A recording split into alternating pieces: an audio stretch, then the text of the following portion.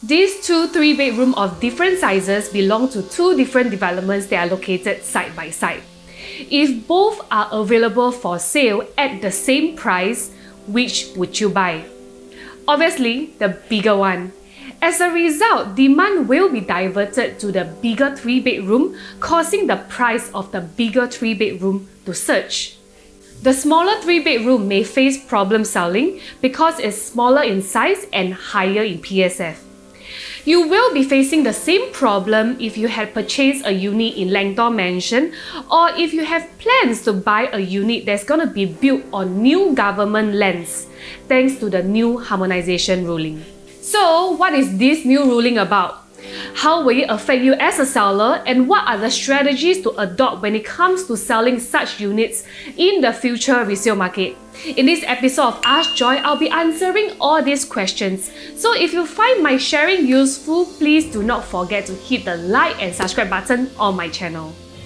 In order to understand what the new harmonization ruling is all about, you must first know what gross floor area means. Gross floor area, which is GFA, refers to the total floor area within a building, and the formula to calculate this is to take the land size and multiply it by the plot ratio. This is also why you will see some developments having lower density and some buildings being taller than the others. Take a land size of 40,000 square meter and a plot ratio of 2.5 for example. A developer can build a total of 100,000 square meter floor area. Before this new harmonization ruling came about, strata areas such as aircon latch is not counted as part of the GFA.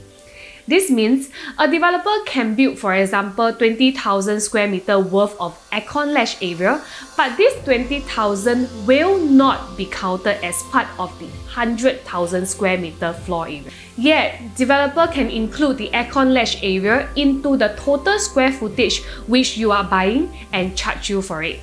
Do you know each year condo buyers pay 780 million for aircon latch areas? After the new harmonization ruling surfaced, strata areas such as aircon latch will now be included as part of the GFA.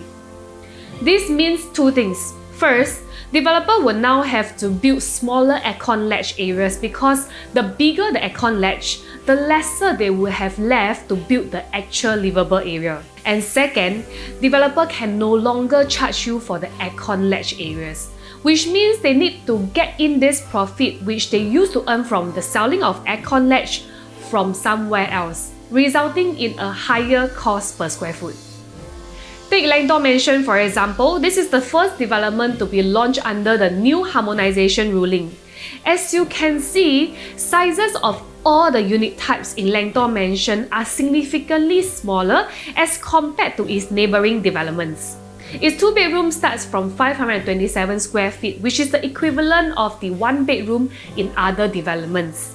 The size of its 3-bedroom starts from 786 square feet, whereas the other projects are at least 900 square feet. The average PSF transacted at Lentor Mansion is also much higher than its neighbouring developments.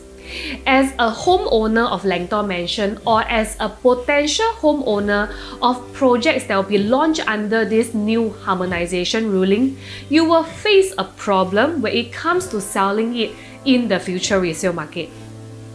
Units are likely to be advertised around the same price on property platforms. As Lentor Mansion's units are smaller in size and higher in PSF, demand will be diverted to the neighbouring developments. Your future buyers may not know about this new harmonization ruling. Just like the lakefront residences and Caspian, do you know units in Caspian are bigger because of bay windows? There was a time when bay windows were not part of the GFA as well. The lakefront residences was launched after the announcement of having bay windows included as a part of GFA. So, what's the strategy to adopt when it comes to selling such units in the future resale market? The key is to use educational videos to sell your property, to show buyers that the sizes of all the unit types in Lentor Mansion does not take into account the aircon latch area and that the actual livable space is equivalent to the surrounding developments. Take Lentor Mansion's 1023 square feet 3-bedroom for example. If we were to compare it with bigger 3-bedrooms in Lentoria and Lentor Modern, we can clearly see that Lentor Mansion has the biggest living and dining area. Likewise for its common bedroom.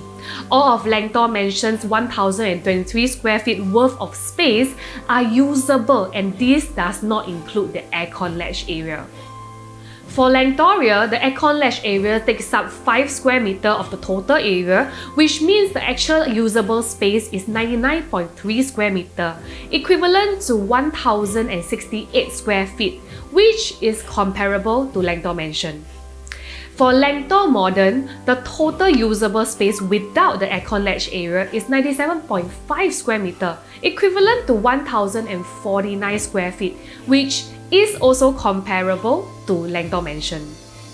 Now, let's compare it with similar 3-bedroom in Hillock Green and Lentor Hills residences. Hillock Green has a 3-bedroom that is of the same size on paper as Lentor Mansion.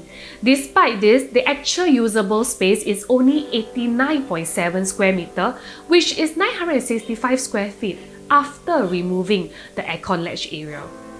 Meanwhile, Lentor Hills residences' total usable space without the aircon latch is 96 square meters, equivalent to 1033 square feet. This means the actual usable space of 3-bedroom of these sizes in Hillock Green and Lentor Hill residences are actually smaller than Lentor Mansion's 3-bedroom of 1023 square feet. Having shown the above, are you now more convinced that Lentor Mansion's livable space uncompromised despite it being smaller in size?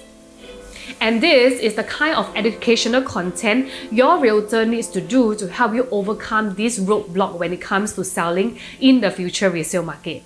And that's all I've prepared for today's sharing. Don't forget to subscribe to my channel, and I'll see you in the next episode of Ask Joy.